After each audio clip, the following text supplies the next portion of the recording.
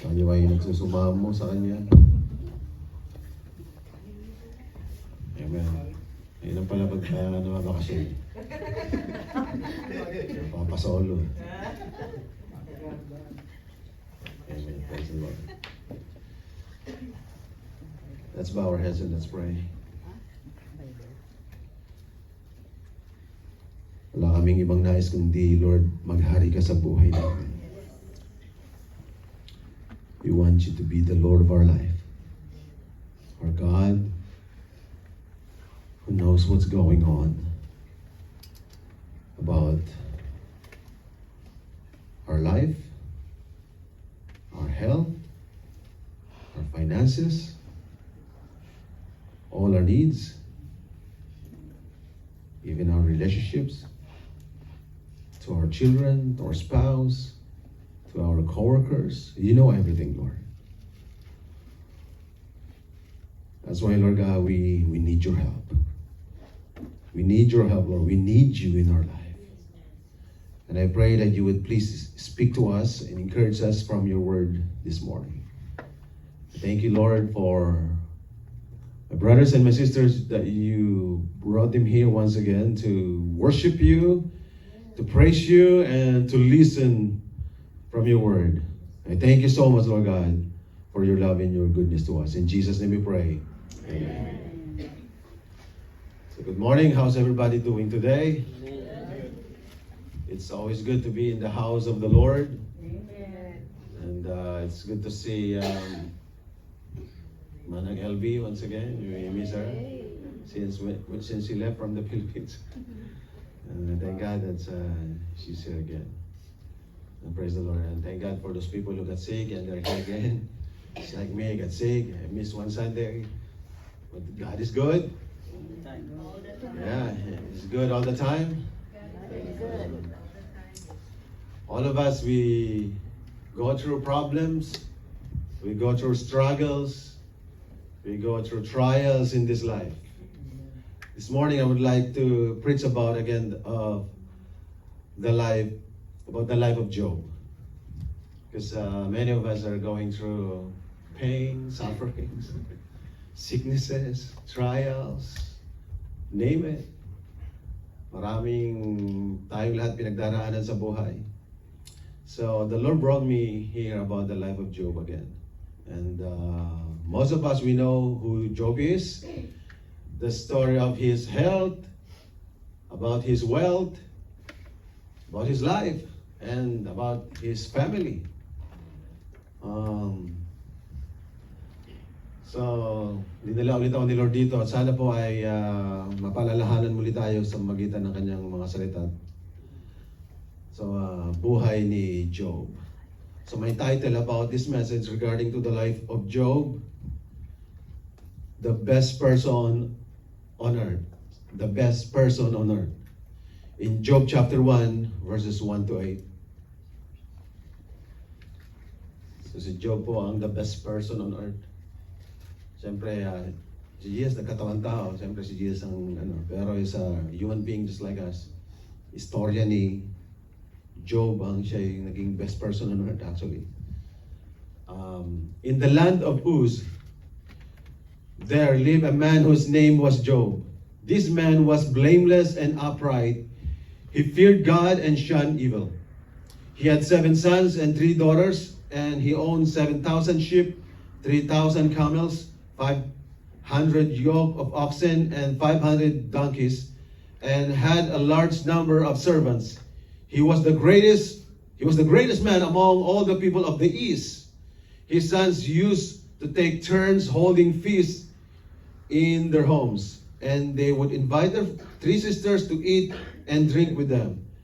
When a period of feasting had run its course, Job would send and have them purified.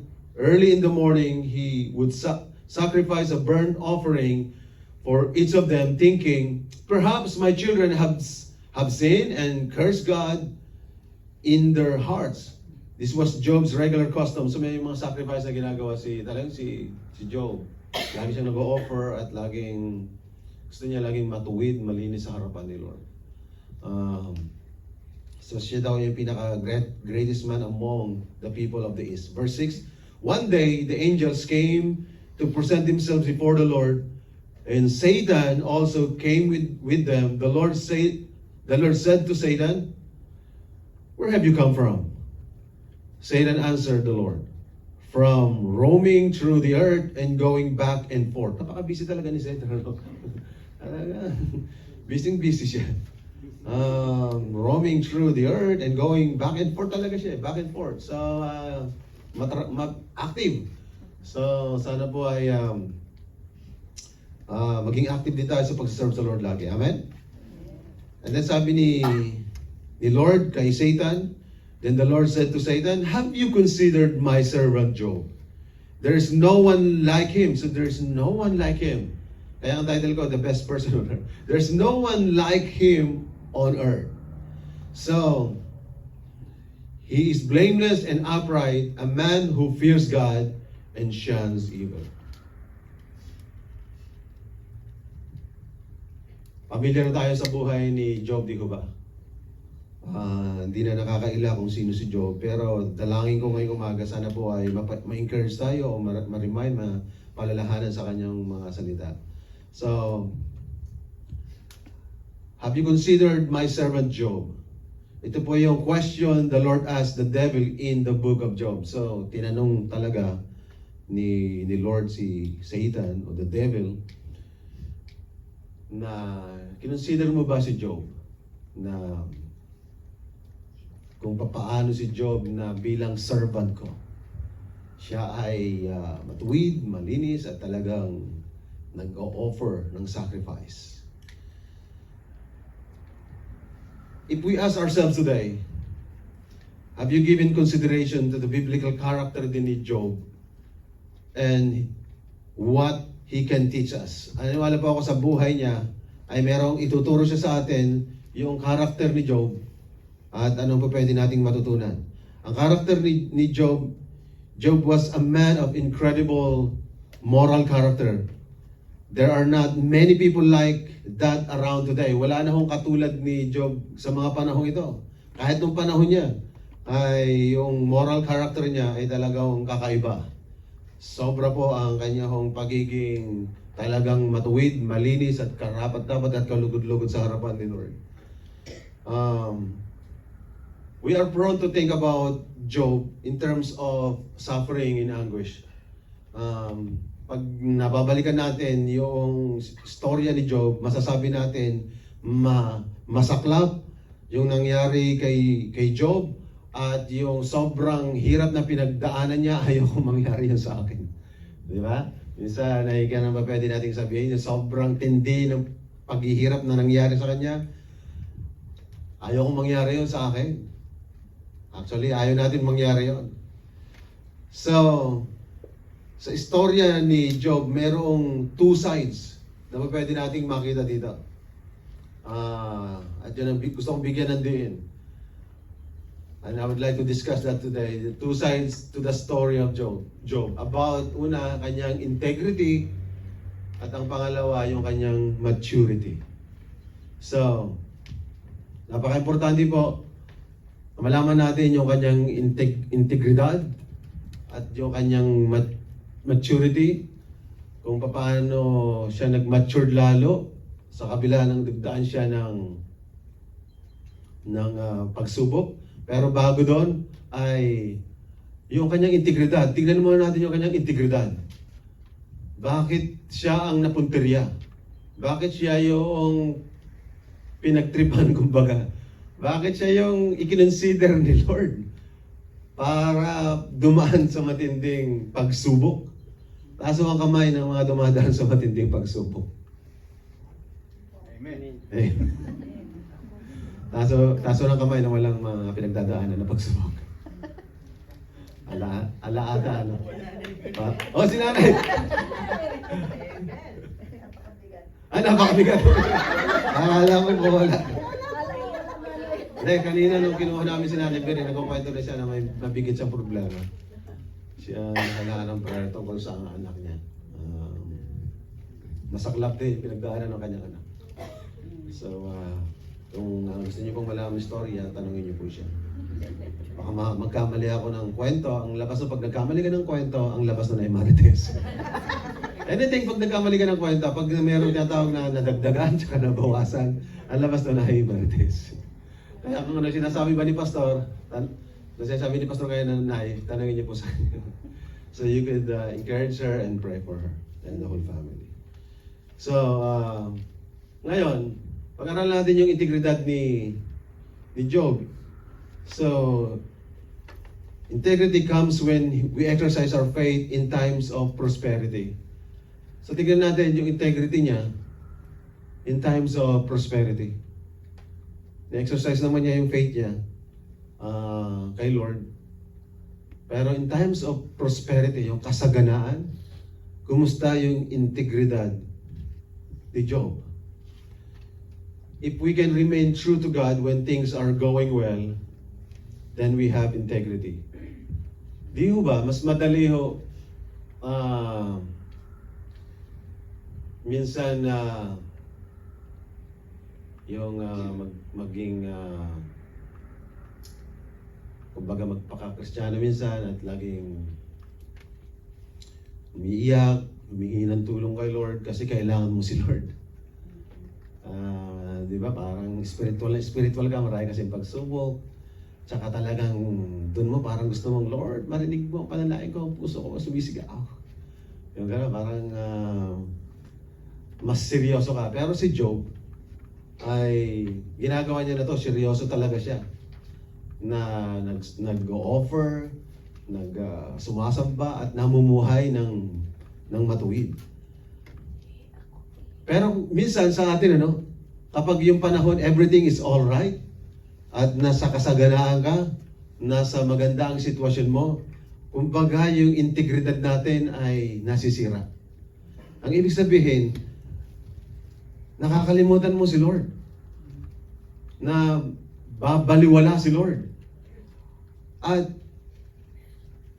ang nangyayari, instead na mahalin mo si Lord, kapag ikaw ay nasa kasaganaan, ang nangyayari nga, the love of money is the root of all kinds of evil. Nakakalimutan si Lord at masyadong minamahal yung maraming blessings. At pag maraming blessings na nangyayari, gusto mo siyempre sa akin lahat. At gusto mo ay puro sa'yo. At nalalayo ang puso natin sa Lord. At napapabayaan si Lord. Pero si Job, talagang pinractice niya yung deep na faith niya kay God at na-maintain ho niya yung outstanding character ho niya. Yung sa kabila na siya ay pinagpala, biniyayaan ni Lord ng asawa, ng mga anak, at ng mga blessings ng mga animals. Bless ang kanyang business. Yung income niya ay talagang pinagpala ni Lord. Pero sa kabila ng pagpapala na masagana sa kanya, siya po ay nanatiling honest, truthful, and faithful kay Lord. So usually, pag gano'n maraming pinagpapala, binibless, minsan hindi nagiging honest na kay Lord. Nakakalimutan na si Lord, minsan nakakalimutan na rin magbigay sa gawain ni Lord. Sa akin lang yun, Lord. Kami nga, wala pa sa magbayad sa, tax na naman. Kinakawas, minsan, kailangan din maging pagpapala sa gawain, minsan nakakalimutan, di ba gano'n? Maging truthful, maging faithful sa, nung walang-wala ka, faithful ka, umiiyak ka kay Lord. Pero nung dumami na, nakalimutan si Lord. Hindi na nag-active. Pero si Job, ang nangyari sa kanya, nung masagana ho siya, yung integridad niya, yung maayos ang kanya pamumuhay, integridad niya, he remains blameless, upright, and God-fearing. So sa panahong iyon, sabi ng Biblia, sa binasa natin, he was the greatest man among the people of the East. So sa East, siya na po talaga yung nakikilala na siya yung greatest man kasi sa kanya hong karakter. Yung kanyang moral character, yung kanyang pagkatao, yung kanyang katangian ay talagang wala kang makikita. Sabi dito, blameless, walang bahid dungis. Talagang sobra po. Ang kanyang pagiging talagang man of God. So kaya nga, the best man on earth. There's no one on earth like him. Pero matindi nito, sa kabila na siya po ay sobra-sobra kanyang pagiging matuwid, maayos sa harapan ni Lord. Hindi po siya exempted sa matinding pagsubok. Hello, nandiyan po ba kayo? Ayan po, marami ho sa atin ng mga Kristiyano na umalis na, lumayo na kay Lord dahil siya, sinasabi nila sa sarili nila, ako ay nagpipray naman, nagbabasa ng Biblia, tuwing Sunday pa nga, I go to church every Sunday, and then talagang nababago na ako, bakit ako ngayon nagdaraan sa mga pagsubok? Di ba? May ganun tayong mga katanungan? Pero consider natin si Job.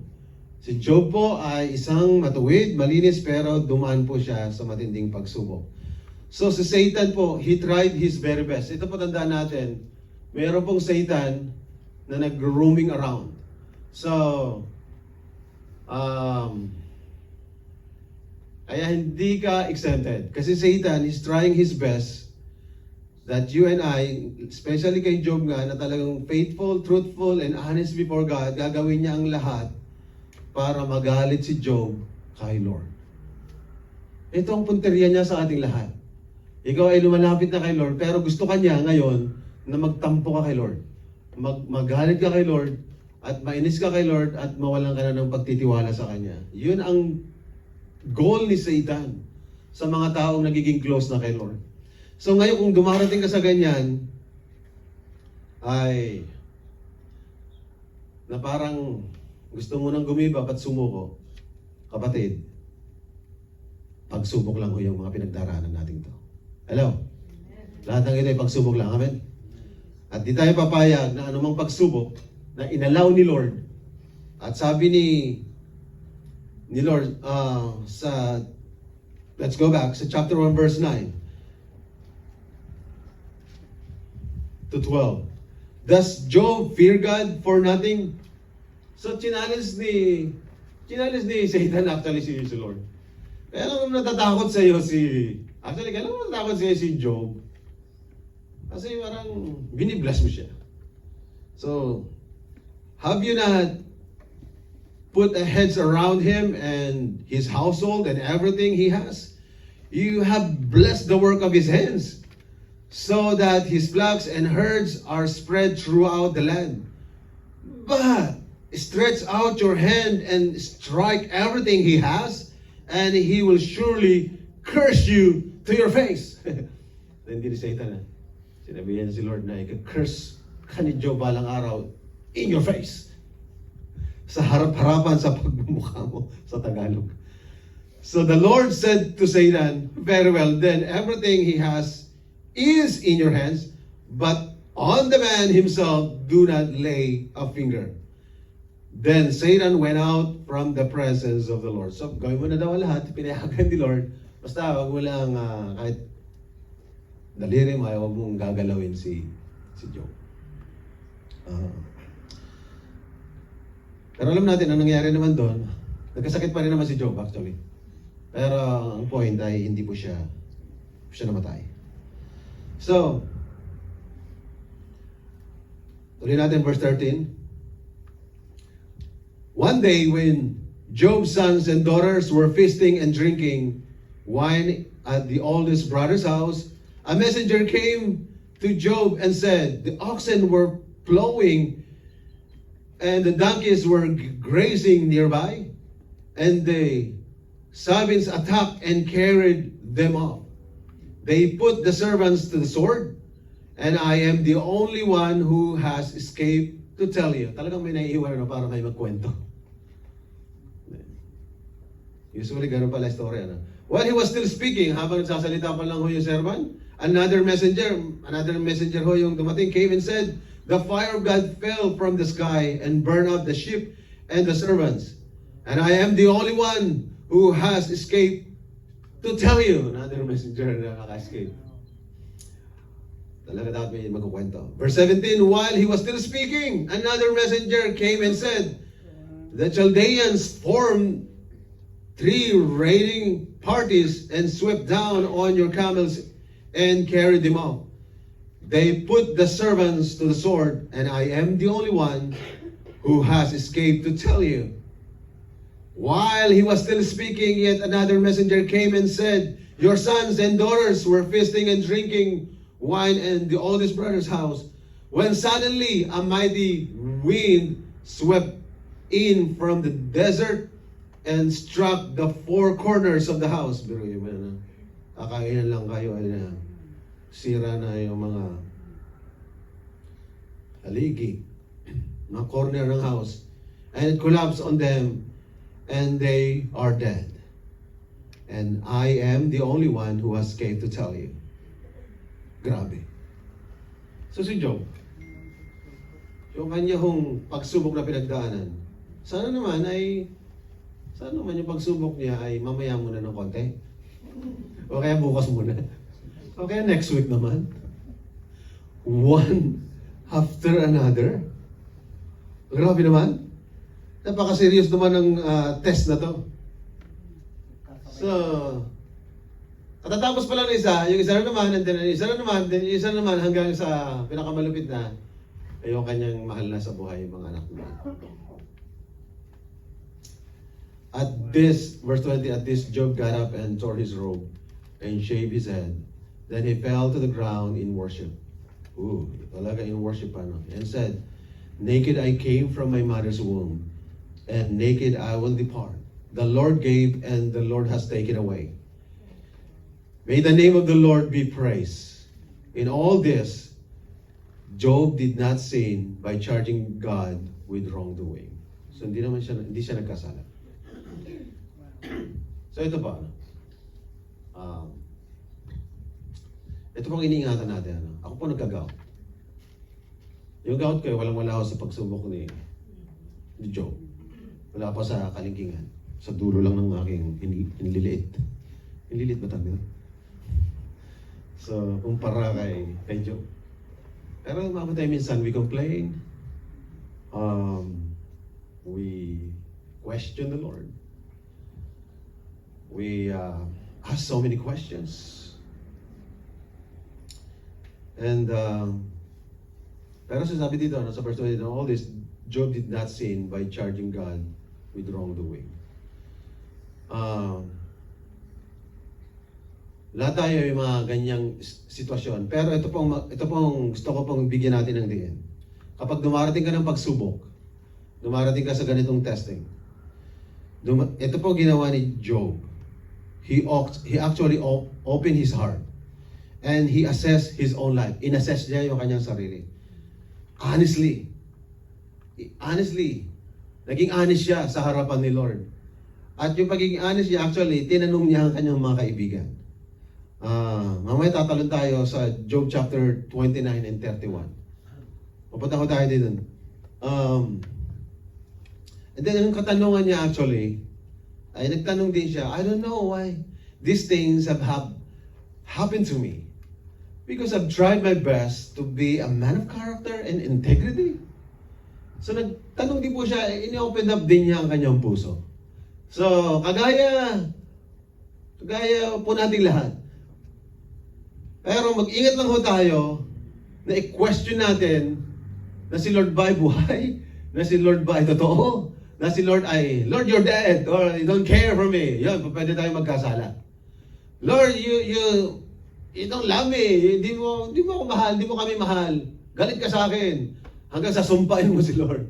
Hanggang sa i-curse mo na si Lord. So yun ang ayaw ni Lord. Maabot ba tayo sa ganon? Ang kailangan mo lang gawin ay ito, saliksikin mo ang iyong sarili. Amen? Ito ang kailangan mong tanongin. Instead na questionin mo si Lord, questionin mo ang sarili mo. Hello? Maliwanag ko ba yun? Tanungin natin ang ating mga sarili. Ano ba nangyari? Ano ba ang pwede kong tanongin sa sarili natin? Pero pwede magtanong lang yan, kayo po.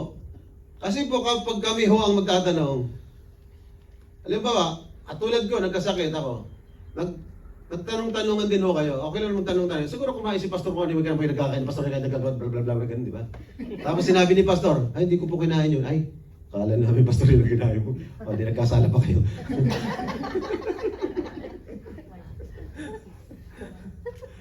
So, instead, mag-isip kayo, kaya nagkasakit niya. Kasi si Pastor, tekas kasi ng ulo.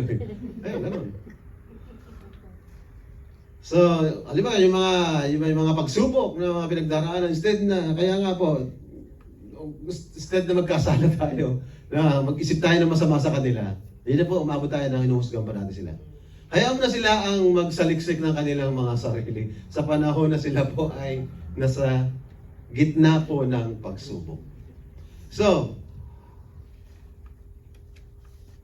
ang magandang tanong sa sarili natin, Lord, what have I done wrong?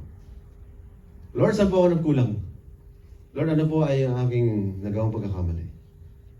And then, saliksikan natin sa sarili natin, Lord, ano po ang itinuturo mo sa akin? Ano po ang sinasabi niyo po sa akin na dapat kong ayusin?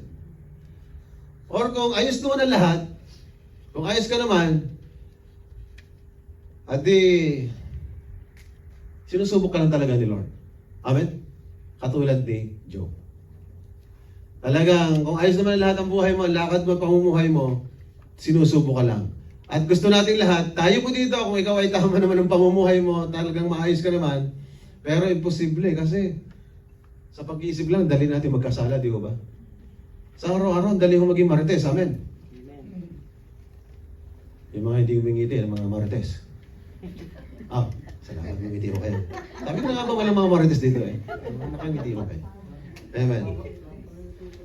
So, ngayon, si Job, inassess po niya ang kanyang sarili. Job chapter 29, verse 3 to 6. Isa sa inassess niya, yung kanyang spiritual life. Maganda ko yun, i-assess mo yung spiritual life mo. So si Job ay inassess niya, so in-evaluate niya ang kanyang sarili. Gusto kaya yung spiritual life ko? May pagkukulang kaya ako? So, when his lamp shone upon my head, and by his light I walked through darkness. Oh, for the days when I was in my prime, when God's intimate friendship blessed my house. When the Almighty was still with me and my children were around me, when my path was drenched with cream and the rock poured out for me streams of olive oil, when I went, that's good. Yeah. So, actually, sinerch ni Job ang kanyang spiritual life. So sabi niya, teka muna, meron kaming intimate na relasyon ni Lord. Sa darkness, yung aming relasyon ay talagang friend kami ni Lord. Talagang magkaibigan sila ni Lord. We are friend. At sa panahon na yon ay, in the darkness, I'm enjoying the friendly counsel of the Lord. Talagang, yung counsel ni Lord ay nandun lagi para kausapin siya, gabayan siya. Andun, kasama niya si Lord sa panahon ng problema, panahon ng pagsubok, mag-friend sila ni Lord. So, okay siya. Okay si Job. So, yung time na yon, okay yung sitwasyon ni Job. Dahil yung kanyang integrity ay napangalagaan po niya. So, in Job 29 verse 7 to 11, tinignan naman niya yung kanyang public life. So yung private life niya, yung spiritual life niya, yung relasyon niya kay Lord, talaga mag-friend sila. And then, paglabas ko naman, sabi niya, Job 29 verse 7 to 11, when I went to the gate of the city and took my seat in the public square. So pumunta sa public square, the young men saw me and stepped aside, and the old men rose to their feet. The chief men refrained from speaking and covered their mouths with their hands. Kahit hoy, alam niyo ba, kahit yung chief man, kapag si Job na nagsalita, tinatapan ng kanilang mga bibig. Talagang ganon ka-authority. Ganon may say si Job. Pag pumunta sa labas, pag nagsalita si Job, pinakikinggan. Tumitigil ho yung mga mas matataas sa kanya. Ganon siya katindi. So, lumalabas na si Job ay talagang that time, he was a leader of that city.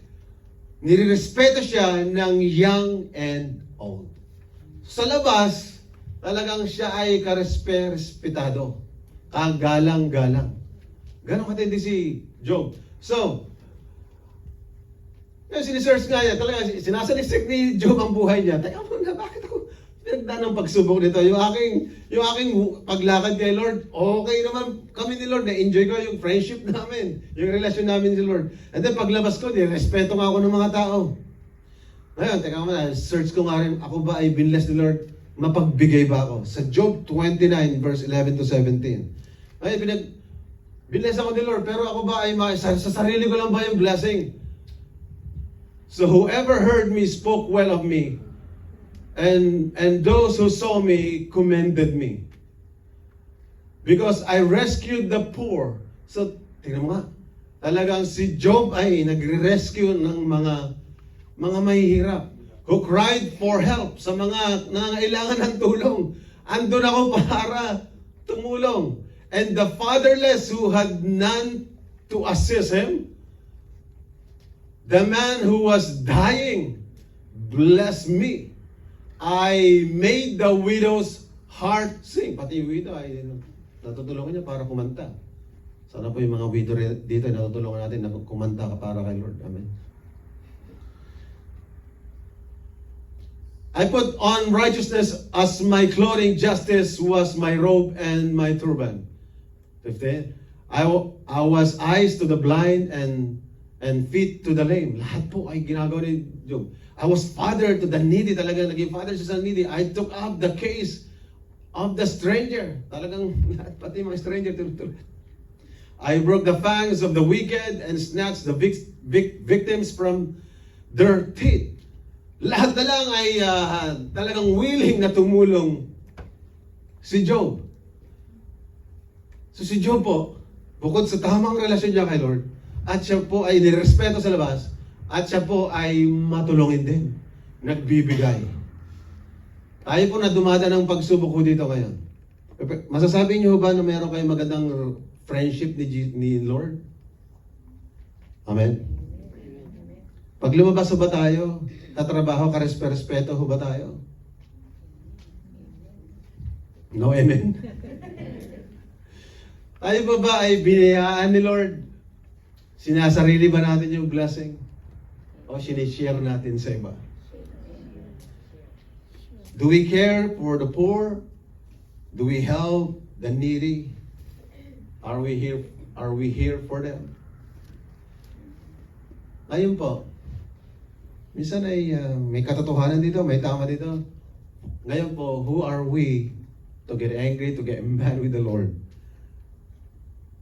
Na marami nga tayong pagkukulang. Ito nga si Job, walang pagkukulang pero dumano sa matinding pagsubok. Kakaintindihan ba tayo ngayong umaga? Ngayon, inisip din niya, sa ministry kaya? Okay din kaya ako sa ministry? Job 29:18 to 25. I thought, I shall die in my own house. My days as numerous as the grains of sand. My roots will reach to the water, and the dew will lie all night on my branches. My glory will remain fresh in me, and the bow ever new in my hand. Men listen to me expectantly, waiting in silence for my counsel. After I had spoken, they spoke no more. My words fell gently in their ears. Tima? Talaga pag nag-counsel, nagsalita, nagtuturo, nag-i-encourage si Job, talagang gently, talagang nakikinig ho sila. Talaga pag nagsalita si Job, talagang with wisdom. Tapos na ba? So they waited for me as for showers and drank in my words as the spring rain. Talagang nabubusog sila talagang sa pag nakinig sila ay napagpapala sila. When I smiled at them, so ang ministry pala pag ngumiti ka ay pagpapala ho yan. Sino may sabi sa sarili lokal na? Sino pag ngumiti? Kapag ngumiti ka daw ay si Nanay Biring daw, kapag ngumiti nga ang tao nakaka-encourage, di ho ba? Amen. Amen. Subukan natin lahat dito pag nakita-kita tayo walang ngitian. Ano kayong mangyayari sa atin dito? Ayaw ko lang kung may babalik pa. So, maganda ho yung nakangiti. Yun po ay nag-minister ho kayo pag gumingiti ho kayo. Pero huwag naman ho ngiting aso, sabi nga ho nila, di ho ba? Totoong ngiti. Kasi nga, di ba yung ngiting aso nga, di ba? Pagka yung nakangiti aso, di ba? Hindi totoo. Di ba pag nakangiti aso, ang totoo noon, may balak. Balak mo. Yan ang ngiting aso pa. Galit daw yun. Oo. Kaya pala, ganun pala, may balak na eh. So, dapat ay talagang totoo yung ngiti natin. At talagang nakikita nila na ang ngiti mo ay totoo. They scarcely believe it. The light of my face was precious to them. So yung ngiti mo at sa yung aliwalas ng iyong face. Minsan hindi maganda sabihin minsan yung iyong pagmumukha. Ay nakakapag-minister ka. So ito nagagawa ni Job lahat ng nagsasalita. Pag nagsalita ko si Job, talaga nakaka-encourage sa iba. Talaga yung pandinig nila talaga, wow, sarap naman pakinggan na i-bless kami. And then, pag hindi ba lang ni Job, talagang totoo na sila. Tapos pag nakita yung mga maaliwalas, yun talaga nasabi natin, totoo ang kanyang ginagawang pagtulong, pagmamahal, at paggawa sa kapwa. Kaya nga tinawag si Job na blameless and upright. Talagang yung moral character niya ay nandun. So, sa ministry ay talagang nandun po ginawa niya. So ngayon po ang ministry, sasabihin natin, hindi lang ho ang pagtayo dito sa stage, pagkanta. So pwedeng ministry po yung magsalita ka, maka-encourage ka sa kapwa, that's a good ministry. Amen? Amen. Pakisabi nga sa katabi mo, natutuwa ako nandito ka ngayon. Natutuwa ka ba talaga? Totoo ba natutuwa ka? Sana nga po talaga tuwa tayo. You're happy that you are here. We see each other. So ito po, totoo lang. Sa totoo lang po, lalo na pa kami na pastor. Kami ho ng mga pastor dito. Kapag wala ho kayo, nalulungkot ho kami. Kapag na-absent ho kayo, nalulungkot ho kami. Totoo yun. So, lahat tayo, pag di natin nakita, pakisabi ulit sa katabi mo. Pakisabi ulit, seryoso ka sa puso natin. Pag umabsent ka sa next Sunday, sabi mo sa kanya, malulungkot ako.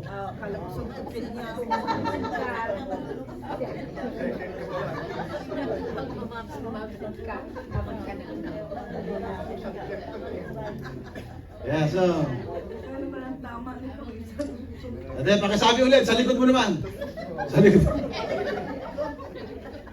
Pero pag nagkita tayo next Sunday, pakisabi sa katabi, pag nagkita tayo next Sunday, kailangan nakakangiti tayo parehas. Pakisabi.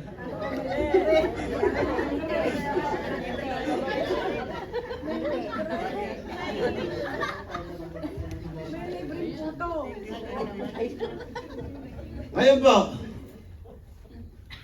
tulungan tayo ni Lord na panindigan natin to with integrity. Panindigan natin, tayuan natin to bilang mga anak niya. So, gagawin natin ito para kay Lord nga, na anak niya na siyang nagmamahal sa atin. And then lastly, kay Job, in-evaluate niya ang sarili niya, ang kanyang moral life. In Job chapter 31, verse 1.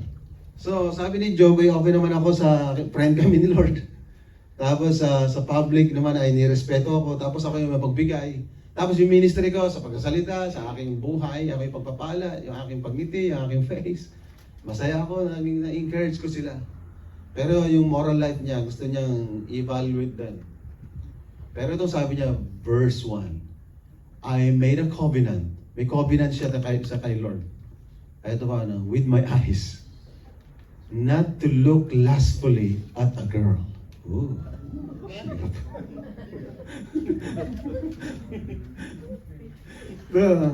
So ito yung covenant niya.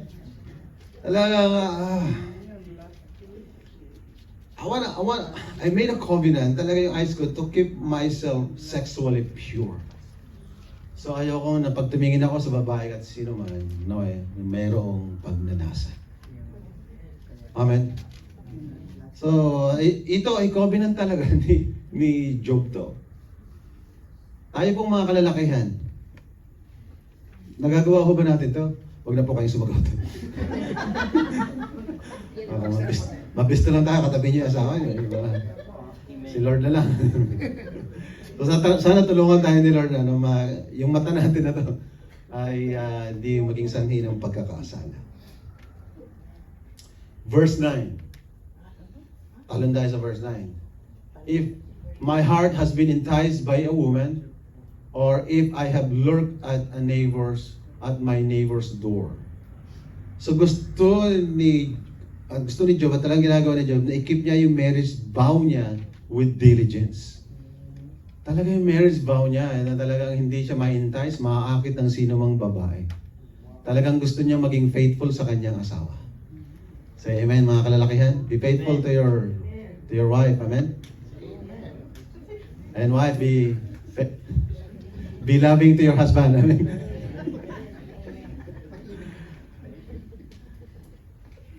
Mahalin niyo po kami mga asawang lalaki, amen? Bagamat hindi excuse to, ano? Kasi excuse ng mga lalaki, isa lagi ang bababae yung mga lalaki. Isa lagi yung sinasabi na kasi yung asawa ko hindi na ako nilalambing eh. Kaya buti pa yung sa may club doon, ang pakasuin, ganyan, asikasuhin ka. Maling excuse yun, di ba? Pero usually ganun naririnig mo, di ba? Lambing-lambing nila sa akin. Kaya na, tukso ako. Ganun ang mga sagot ng mga lalaki. So ang point lang natin, huwag natin antayin na lambingin pa sila ng iba, amen? Hey, hello, ibaw kayo. Walang sumasagot ah. Walang sumasagot, ayaw ah. Kanina gusto nyo mga lalaki maging faithful at diligence lang sa kanilang asawa. Ano pinag-uusapan natin? Mahalin lang sila at lambingin. Okay, both side. Both side. Hindi, kaya ko lang sinabi yun kasi mas ang lalaki ang nagluloko. Yeah. Mas ang lalaki ang nagluloko. Kasi minsan na isa yung narinig ko eh. Dahil kasi hindi na sila nilalabing. Wala na yung sweet. Pakainin nyo kasi ng pakain ng sweet para tapos nahirap ko.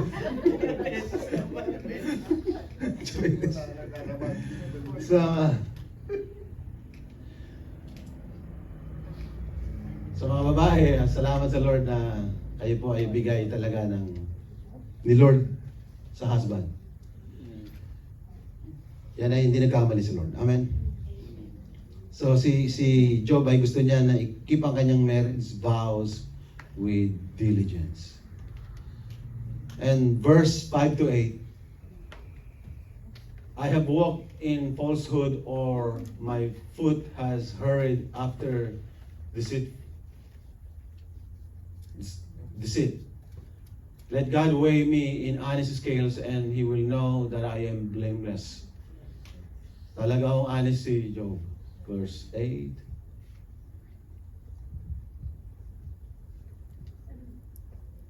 In my steps have turned from the path, if my heart has been led by my eyes, or if my hands have been defiled. So si Job talaga ay ginawa niya lahat. He was honest as long as the day was long. Then may others eat what I have sown, and my crops be uprooted. So yun, pati scales, lahat ng mga ginawa niya ay hindi siya nandaya. Walang pandaraya na ginagawa So, honest siya sa kanyang asawa at honest din siya sa iba. Hindi siya nanluloko at hindi siya nandaraya ng kapwa. Amen? So, ito po yung nangyari kay Job. Ito po yung ginagawa ni Job before his troubles, before the test. So, nangyari sa kanya kasi inalaw ni Lord. So tanda po natin, lahat ng nangyayari, inaalaw ni Lord. At binasa kanina ni Sister Relo sa Romans 8:28, everything works together for good to those who love Jesus. So lahat ay nangyayari for the good. All things work. Talagang all things work together for the good. Maaari minsan din natin naintindihan, but because you love Jesus, merong layunin nito according to His purpose. May purpose po kung bakit nangyayari. Ang purpose po nito, lagi sa mga pangyayari ito, kapag nalagpasan mo yung test na to, mayroon kang maikukwento at buong tapang mong isishare kapag may nangyari sa iyo na hindi maganda pero nanindigan ka, hindi ka gumibab, nanatili kang tapat kay Lord, nanatili kang honest kay Lord, nanatili kang faithful kay Lord, at balang araw ikukwento mo yon at ideklara mo yung kadakilaan ni Lord sa iyong mga buhay. Amen. So, kung ano pinagdaraanan mo ngayon, don't suko-suko. Amen? Amen. Do not be discouraged. Actually, devotion kayo na, do not discourage. Do not be discouraged at all. So, though he was the best man on earth, But by the end of the book, he was an even better man. So, best man sa anong panahon yun, pero naging lalo pa siyang a better person. Deeper, wiser, and more effective. And to his integrity, God added new levels of maturity. So, kanina integrity at ngayon ito po ay yung pangalawa ay yung maturity. So, maturity comes when we exercise our faith in times of difficulty. So, in times of prosperity, dapat manatili ka integrity. Manatili ka yung mga ginagawa ni Job lang. Ituloy mo lang yun, yung mga dapat mong ginagawa. Huwag mong titigilan yung dati mong ginagawa. Amen? So, yung kung dati mo na ginagawa na ikaw ay close kayo ni Lord, manatili kang close kayo ni Lord. Huwag kang lalayo kay Lord. Huwag kang magtatampo kay Lord. Amen? Manindigan ka ron, panindigan mo maging tapat sa Kanya. So, maging close ka sa yung dati mong ginagawa na magandang pangalan mo, karespeto sa iba, paglabas, ipagpatuloy mo lang. And then, kung ikaw ay tumutulong sa iba sa kabila ng dumang ka sa pagsubok, sige, maging patuloy na tumulong ka lang. And then, kung ano may ministry na meron ka, keep doing what you're doing. And then, yung moral mo, na mahalin ang asawa mo, faithfully, keep doing that. At maging patuloy ka na maging honest sa pakikisalamuha. Dapat pag tumulong tayo sa iba, na huwag talagang haluan ng ibang intention. Kung bibigay ka, dapat hindi nakalagay sa puso natin, mapapala ako din sa kanya. Ano kayo bibigay din sa akin ito? So pag nagbigay ka ng ulam, talagang nagbigay ka ng ulam. Amen? Amen? Naman to sa nagbibigay ng ulam at sa mga nagdadala na pagkain pala every Sunday. Praise the Lord for your life. Amen? Huwag po kayo magsasawa magdala ng pagkain. Amen? Sawa na ho ba kayo? Ito po ang rules. Hanggat di po kami sawang kumain, huwag po kayo magsasawa magdala ng pagkain. At salamat sa inyo mga buhay. At patawarin lang tayo ni Lord kung kami po ay malakas mag-sharon. Amen? Amen. Ayaw ka nang lumayo pa doon, baka may masaktan na naman. So, lahat naman tayo nagsasharon. Amen? Sino kang hindi yung nagsasharon?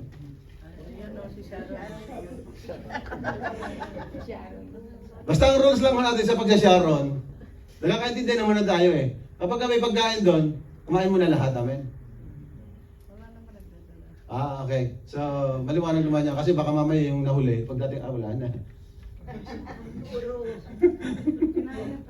So, kailan ho tayo nagsasharon? Ito maliwanag, kailan ho tayo nagsasharon? Kasi, sayang naman itatapon lang. Amen? Kaya iuwi na lang. Kaya lang kapag ka nag-sharon, kailangan hati-hati rin. Dapat eh. Amen. Kala ko pa, hindi na ako lali. Ba't napalayo pa ako ulit? Meron ba nagkakaintindihan tayo? Para maliwanag yung samahan natin. Kasi nga, sabi nga natin, sinasaliksik natin ang ating mga sarili. Gusto natin, huwag tayong masabihan na nakakalamang. Amen. Kailangan ay patas, walang lamangan. Amen? Amen. That's how we call it our integrity. Our integrity before God is okay. We are living according to His will.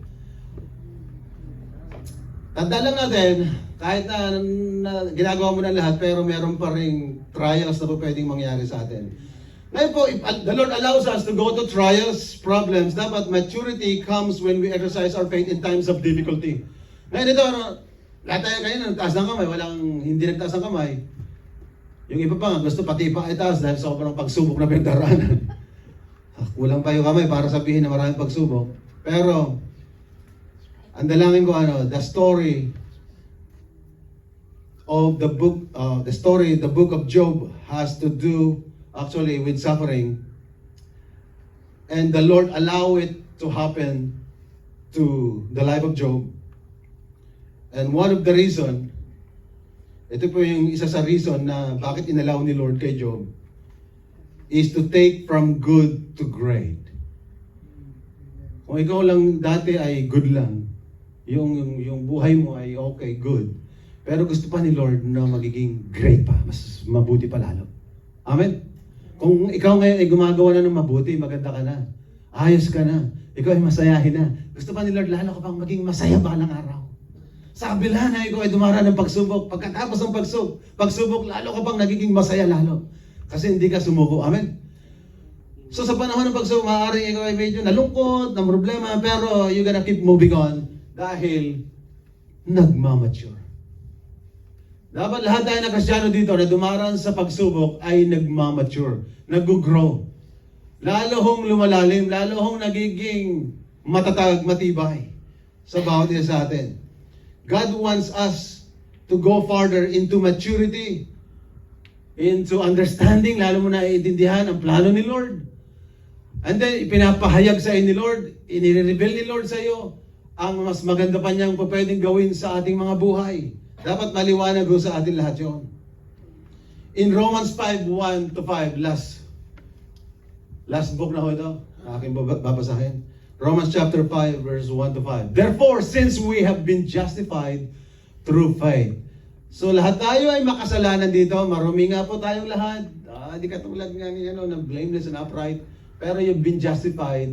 Ikaw ay napawalang sala. Ikaw ay naging matuwid through faith in Jesus. Say amen. Amen. Kayo po ba nagtitiwala kay Lord? Amen. And then dahil nagtitiwala kayo kay Lord, alam niyo ba, we were enemies. Galit sa atin si Lord dati lagi. Dati galit sa atin si Lord. Pero dahil nga dumating si Lord, He died on the cross. Itong nangyari, nanampalataya ka sa Kanya, now we have peace with God through our Lord Jesus Christ. We have peace with God. Ngayon po, sana po sa kabila na maraming pagsubok, maraming trials, huwag mong kakalimutan, you have the peace of God in your life. Amen. Sana po, huwag niyo pong hayaan niya na mawala sa puso mo yung peace niya. Ngayon, kung nararamdaman mo na nawawala yung peace, ito po ang sekreto. Ay, parang hindi ko nararamdaman yung peace. Naguguluhan ako ngayon. Naguguluhan ang mundo ko. Maraming pagsubok. One after another. Ito, hindi natatapos. Para magtuloy-tuloy yung peace. Ito pa, kasi yung peace ay nanggagaling lang kay Lord Jesus Christ. Amen? Kaya para mahanapan mo ang peace, di lumapit ka sa tunay na nagbibigay ng peace. Which is our Lord Jesus Christ.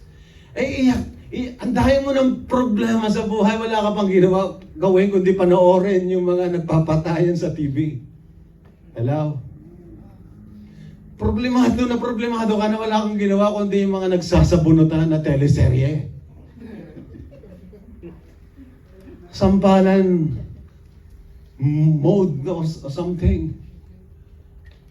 Ngayon, ang dahil na pasan-pasan ng patong-patong na ang problema, tapos nakipagkwentuhan ka pa sa mas matindi ang kwentong hindi nakakatulong.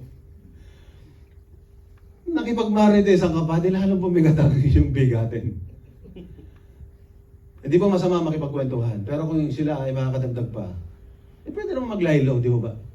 Ngayon, palakasin mo muna ang sarili mo at balikan mo siya balang araw para encourage mo siya. Amen. Hello? Mangyayari lang yung mapalakas mo ang sarili mo, go to the one that give you peace, which is our Lord Jesus Christ. Kung dati, nung hindi ka Kristiyano, ito pong totoo, makasalanan ka kasi, pero hinahanap mo ang kapayapaan through material things, those things, pero parang may emptiness, may kulang. Parang may hinahanap-hanap ka, hindi mo mahanap-hanapan doon, laging may kulang. Pero ngayon, dahil nanampalataya kay Jesus, and then you have peace with God. At yun ang gusto ni Lord sa panahong ito na mayroon kang pagsubok. Kung dati ay tinanggap ka ni Lord, tinulungan ka niya dahil ikaw ay marumi, hindi karapat-dapat, binigay niya kanyang kapayapaan. Di ngayon din, na ikaw ay may pagsubok, may trials, go to Him. Ask the Lord for His help. Spend time with the Lord. Ask God to give you peace in the midst of difficulties. In the midst of trials, you need Jesus. You need God.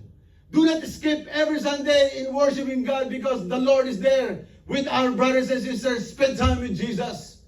Are you with me this morning? Amen. You need the Lord. Spend time with the one who could provide peace. Kaya sa umupo ka doon dahil pagsubok, magmukmuk ka, malungkot ka lang at hindi mo alam ang gagawin mo. Umiyak ka kay Lord, i-unload mo yung problema mo.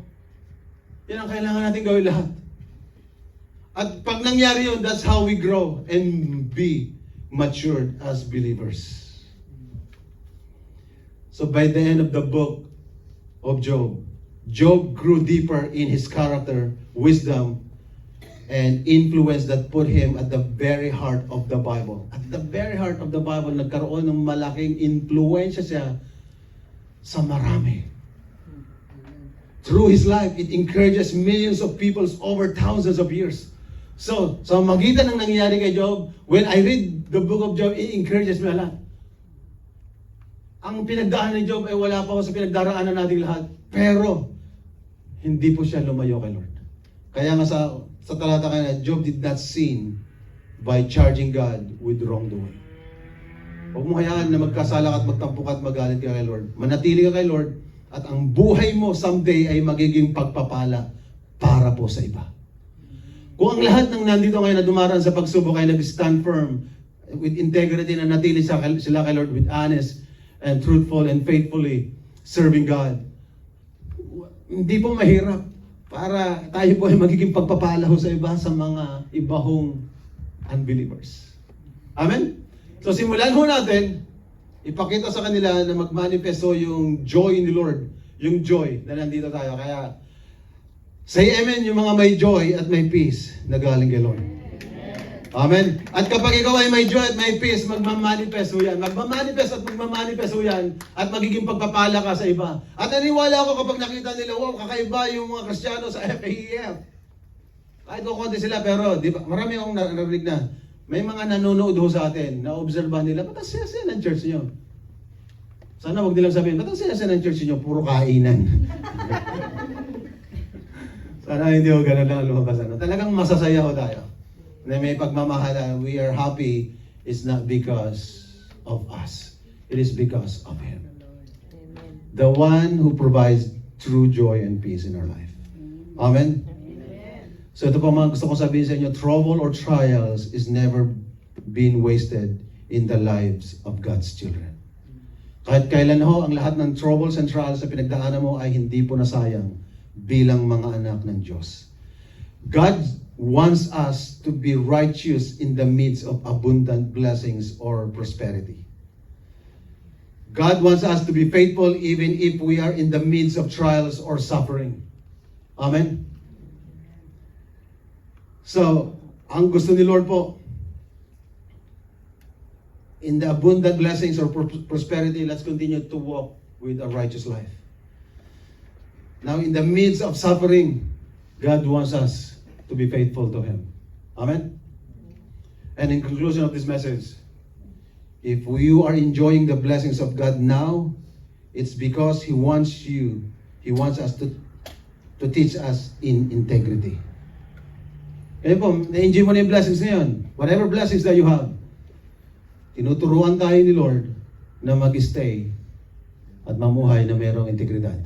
Tapat sa Kanya at manatiling tapat sa Kanya hanggang wakas. Amen? Amen. If you're going through hardship today, He wants to teach you in maturity. Kung ikaw ngayon na may hardship, tinuturuan ka ni Lord. Lord, kaya yung katanungan mo, Lord, ano po tinuturo niyo po sa akin?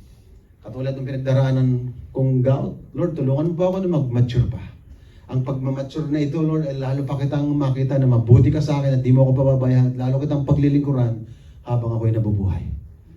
Sana po yun ang maturity natin. Integrity comes by trusting God in prosperity, and maturity comes by trusting God in adversity or difficulty.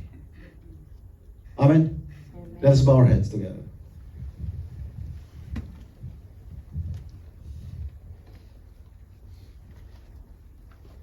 Lord Jesus,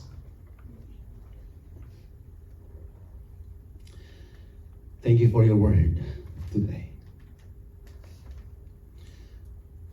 Whatever trials, troubles, testing,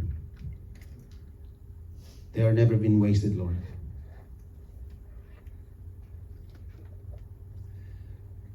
Nawa po yung aming integrity ay manatili na maging tapat sa inyo sa kabila ng maraming pagsubok. At kung meron po kaming mga pagkukulang, saliksikin namin ang aming mga sarili. Iayos namin ang aming buhay. Kami lang ho nakakaalam nito ng totoo. At walang karapatan ang iba para makita kung ano kami sa harapan niyo. Kung ang aming relasyon sa inyo, yung aming relationship sa inyo ay hindi na po ganun ka-intimate. Help us, Lord, na maging malalim ang aming relasyon sa inyo. At kapag maging malalim ang relasyon namin sa inyo, lahat ng gagawin namin sa pagtulong sa iba, sa pagbibigay, sa pagmi-minister, kasama na po yung katapatan din namin sa mahal namin sa buhay, sa spouse or sa other people, ay magagawa namin because we have a right and good relationship with you. Malalim, hindi po mababaw na relasyon. Dahil kung mababaw lang na relasyon, madali po kaming bibigay. Susuko dahil sa matitinding pagsubok sa buhay. Pero Lord, hinahayaan niyo po ang mga pagsubok para lalo kaming lumapit sa inyo. Umiyak sa inyo. Humingi ng iyong awa, ng iyong kahabagan. Dahil hindi namin kayang pagtagumpayan ito, Lord, sa sarili namin. Lord, nakikita mo ang aking mga kapatid sa mga sandaling ito. Kilala mo kung sino po sila. Kilala mo at alam mo kung gaano po kabigat ng problema na kanilang pinagdaraanan sa mga oras na ito. Lord, ibuhos mo ang iyong pagmamahal, ang iyong awa sa aking kapatid na ito. Alam mo kung sino po siya, Lord God. Umiiyak siya sa mga sandaling ito sa kanyang kailaliman ng kanyang puso. You know what's going on. You know what's going on in his or in her heart or in her mind or in his mind. Lord, you know what's going on. You know everything, oh Jesus. Wala akong ibang dalangin, Lord. Tulungan niyo po siya. Tulungan niyo po siya, Lord God, na wag po siyang susuko.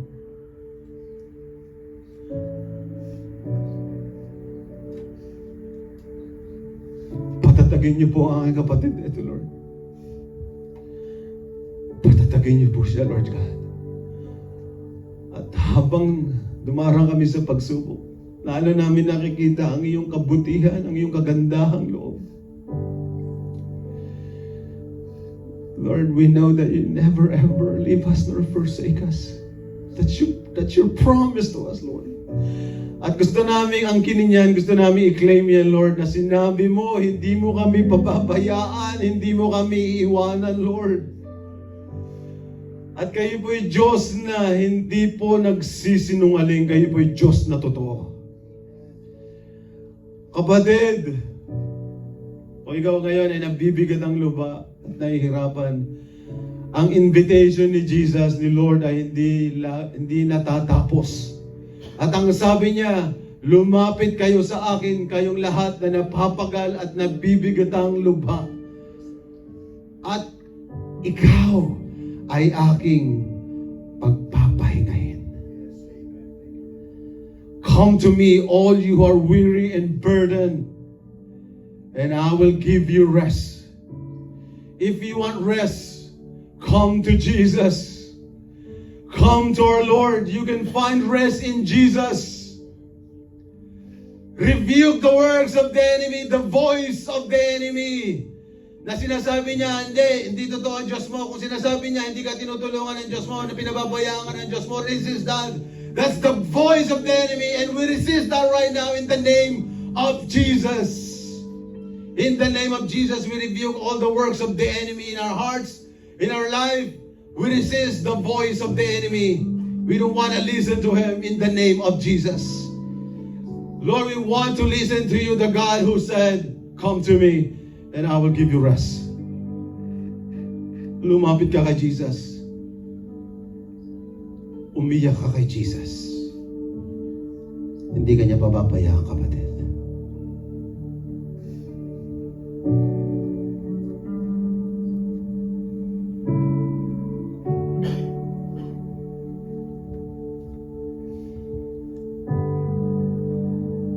Holy Spirit, comfort us.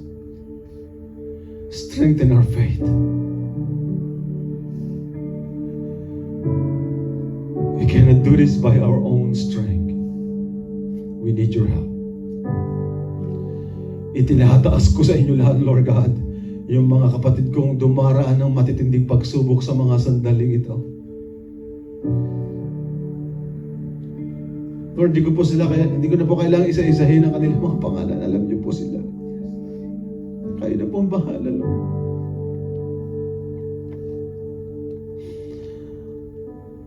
Kuhanin niyo po ang aming pag-aalala.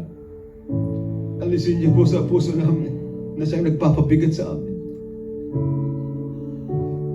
At ang sabi mo, Lord, do not worry. Kasi ang pag-aalala ay hindi nakakadagdag ng buhay. Pag-aalala ay nakakabawas ng buhay. Kaya Lord God, sinusuko namin sa iyo ang worries namin. Whatever it is. We want to give it all into your hands. Kuhanin niyo po, Lord. Ayaw namin dala-dala ang worries namin. Please, kuhanin niyo po ang lahat ng worries and fears namin. Lahat ng pag-aalala namin, binibigay namin lahat sa inyo.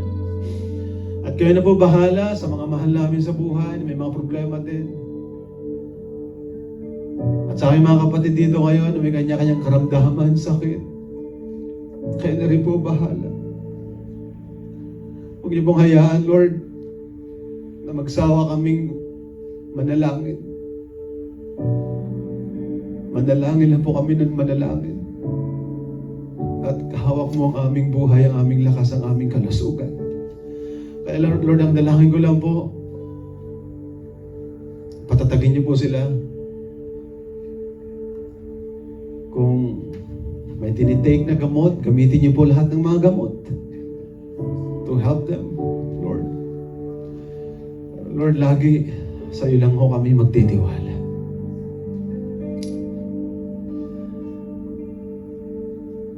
But the most important thing today, Lord, ang aming spiritual na buhay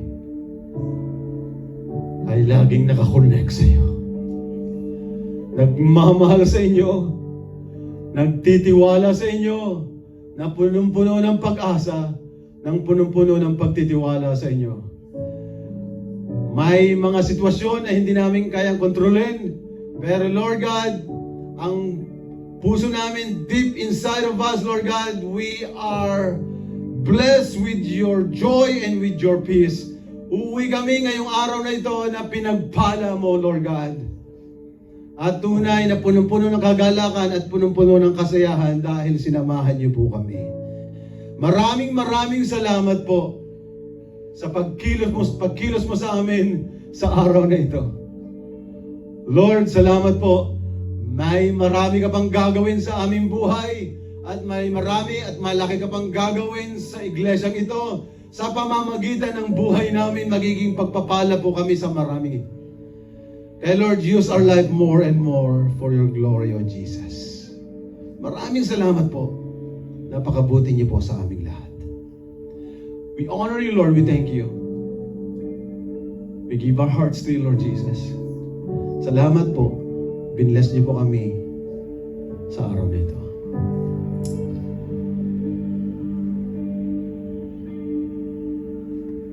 Lord, tinataas ko na rin po sa inyo ang aming fellowship. Salamat po, Lord, na ginagamit nyo ang fellowship time namin na kami sama-sama na kumakain together, na enjoy ang mga pagkain na dinadala ng aking mga kapatid. Dalangin ko po, Lord, na ang buhay namin ay magiging pagpapala lagi sa isa't isa. Salamat po na may maganda kaming practice na ginagawa na after service ay may fellowship kami at yun po ay resulta ng iyong pagpapala na you provide all our needs. At salamat po at tunay na pakabuti niyo sa amin, pagpalain niyo po ang mga pagkain na aming pong pagsasalusaluhan maging kalakasan ng bawat isa sa amin lagi. Maraming pong salamat, Lord. Sa iyo namin pinagkakatiwala ang buong araw na ito at ang buong isang linggo, Lord, samahan niyo po kami. Dalangin ko sa lahat ng aking mga kapatid na pumapasok araw-araw, sa umaga o sa gabi, ingatan niyo po sila. Bigyan niyo po sila ng kalakasang pisikal at higit sa lahat spiritual na puno ng iyong presensya ng kagalakan niyo po. Lord, maraming salamat po. Ano pa ba ang hanapin namin kung ikaw ay nasa amin? Ang dapat lang namin gawin lagi to seek you more and more. And you will take care of us, Lord. Iniaalay namin sa inyo ang pinakamataas na papuri at pagsamba na karapat-dapat na sa iyo lamang. Sa ngalan ng Ama, ng Anak, at ng Espiritu Santo. Everybody said, Amen, amen, amen. Announcement, so meron pa tayong 29 naman doon watch din sa Cross Family, March 29. Ayan. Amen, praise the Lord. God bless us all.